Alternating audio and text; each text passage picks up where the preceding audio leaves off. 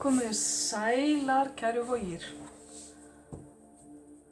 Þá komið að lestri fyrir ykkur og í þetta sinn er ég að skoða samband. Eitthvað samband sem þið hafið í huga. Það má vera ástarsamband, það getur verið vinnufélagasamband, vinasamband, hvað sem er. Og við kíkjum aðeins á hvað er í gangi þar. Orka sambandsins, kæra vog.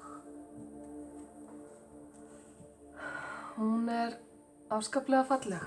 Þarna eru tveir aðilar sem horfast í augu, loksins búnir að finna hvern annan. Og eins og ég sagði einhverjum öðrum lestri hérna áðan, mér er illa við að nota þetta orð, en þetta gætu verið hinir frægu sálufélagar. Ef þetta er vinasamband, þá er bara sterk vináttutenging á milli, og sem vinnufélaga eða eitthvað slíkt, þá er þetta fólk sem vinnur afskaplega vel saman. Þannig að orkan er flæðandi, tilfinningarnar eru í jafnvægi og samskiptin í sambandinu, þau eru hér. Samskipti sambandsins virðast ná aftur í tímann. Ef til vill er þetta einhver sem þið hafið þekkt lengi. Þetta getur verið manneskja sem tengist fortíðin ykkar. Og þið vitið þá best sjálf hversu langt aftur það er. Það er eins og samskiptin hvetja til endurmats á samskiptunum. Það er verið að hvetja til endurmats hérna og verið að boða það að leið og þið endurmetið og skoðið betur þetta samband, þá muni eitthvað jákvætt koma út úr því. Þetta spil er stundum kallað upprisan. Ok, styrkleikar sambandsins. Styrkleikar sambandsins felast í jákvæðum samskiptum.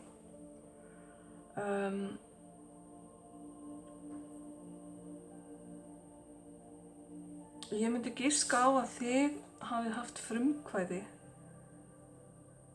í þessu sambandi og að það sé ykkar styrkleiki, að þið eruð ekki feimin, hvað segir maður, þið eru ekki feimnar, kæru vogir, við að rétta út höndina eða taka upp símann eða takkaborðið eins og mikið er gert núna. Og það er styrkleiki varðandi sambandið, hversu opnar þið eru, kæru vogir, fyrir því. Styrkleikar sambandsins felast líka í að það eru eiginlega allir möguleikar opnir fyrir þessum tveimur aðilum sem eru hérna í sambandi. Það er hægt að fara með þetta sambandi í raun og veru hvert sem er.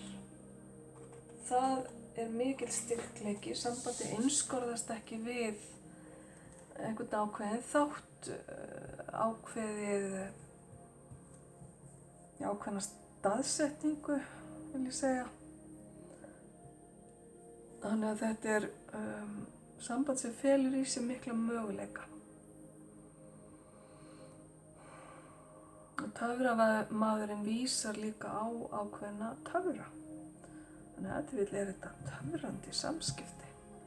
Eða annar aðilinn er svona töfrandi. Já. Veikleikar sambandsins ykkar hins vegar.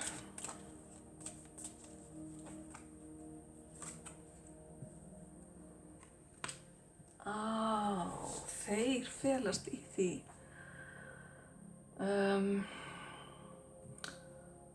Þið báðir aðilarnir eru ákaflega sjálfstæðir. Þið hafið allt til alls og í raun og veru þurfið ekki mikið á hverjum öðrum að halda. Nú ef þetta er ástarsamband eða á þeim nótum, þá getur það verið svona smá fjötur fót, enda er þetta veikleiki sambandsins.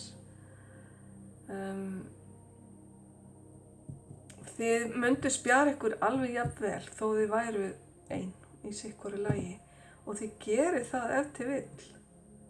Í þessu sambandi er kannski sambandi þess eðlis að þið hafi bara nóg fyrir ykkur sjálf. Þið eru eins og blómi í eggi og þið hafi fundið þennan stað að þykja það vænt ykkur sjálf, að þó að einhver aðili hverfi úr lífi ykkar að þá gerir það ekkert út af ykkur, skulum við segja. Þannig að því að þetta kemur upp í veikleikasætinu, þá gæti þetta verið bara vísbending til ykkar það að ef þið vilja að þetta samband gangi upp eða fari á ákveðin veg, þá er það kannski ekki alveg tími núna til að vera ofur sjálfstæður.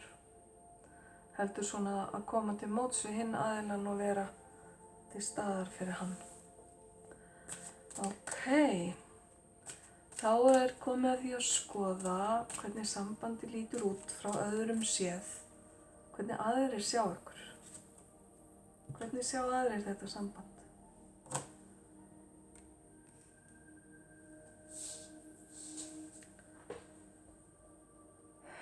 Aðrir sjá þetta samband sem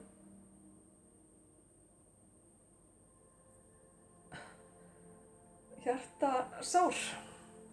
Að annarkvort að annar aðilinn hafi hryggbrotið hinn eða að þið séu stöðugt í erfiðum samskiptum, að það séu stöðugt neikvæðni og erfiðar og vondar tilfinningar í kringum ykkur. Þetta vil rífist í mikið.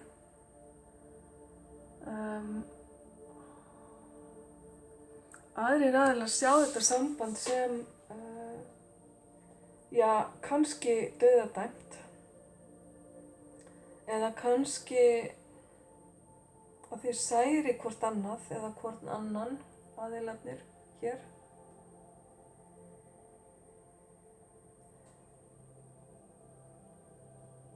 Aðrir aðilar sjá allavega ekki mikinn kærleika sýndan í þessu sambandi og frekar á hinn bóginn ef eitthvað er. Þannig að þetta er eitthvað sem að ég held að vogirnar mínar ætti að taka til skoðunar og reyna að finna út hvers vegna þetta er svona. Í þessu annars fallega sálufélaga sambandi. Ástríðurnar í sambandinu, hvað er það sem drífur sambandið áfram?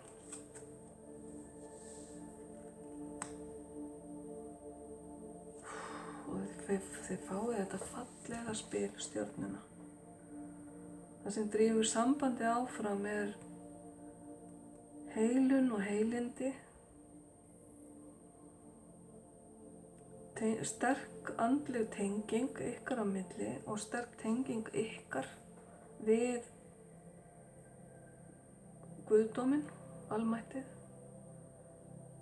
Það sem drífur sambandið ykkar áfram er sættir, vellíðan, samvinna og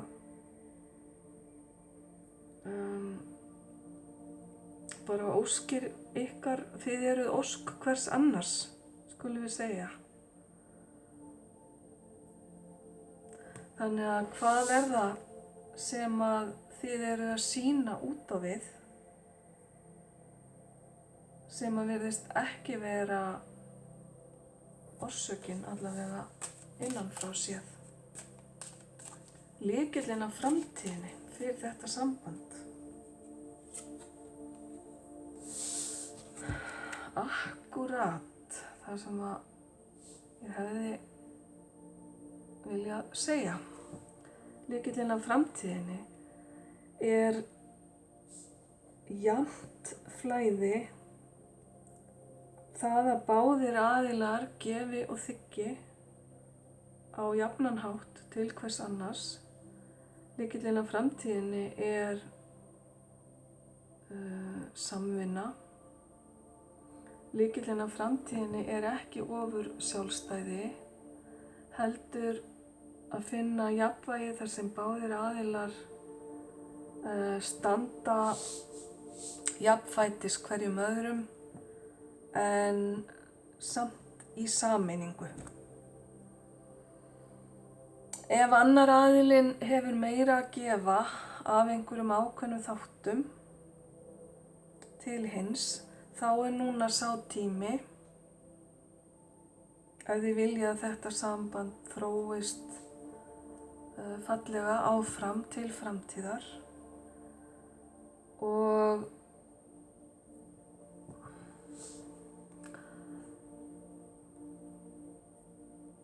svona heildarsýnin þegar ég skoða þetta samband, kæra Vog, þá sé ég hérna afskaplega fallegt, sterkt, andlega tengt, tilfinningalega tengt samband sem hefur alla burði til að verða mjög fallegt og sterkt. En það er eins og einhvers konar, það er eitthvað sem að þið eru að þráast við að sýna út á við. Ég veit ekki hvort þið eru hrædd við að sýna umheiminum hversu mikla hamingju þessi samskipti fær ykkur. Því að umheimurinn er ekki að sjá það sem þið eruð að finna og það sem almættið er búið að raða upp og gefa ykkur. Og ég get eiginlega ekki séð þetta núna eftir að öll spilin eru komin á borðið öðruvísi en ástarsamband eða djúpt vináttusamband.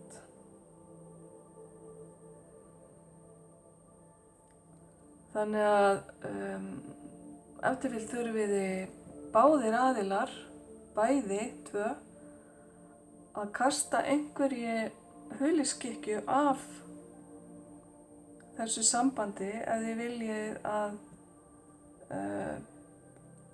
það fái að blómstra og sýna umheiminum hvers þið eru megnug.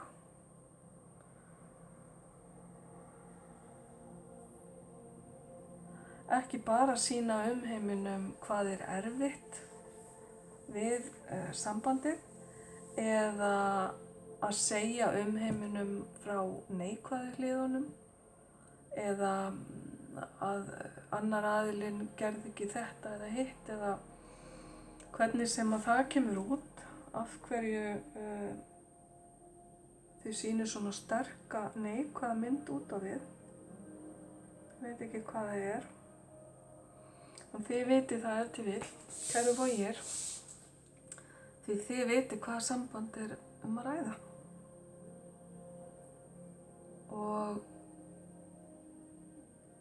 ég segi bara að þetta samband er for keeps. Það er virkilega fallegur kjarni hérna og eitthvað sem að þið munu ekki sjá eftir ef að þið vinni í því að gera þetta veruleika. Þá ætla ég að þakka ykkur kærlega fyrir, elsku Vog, og ljós og kærleikur til ykkar.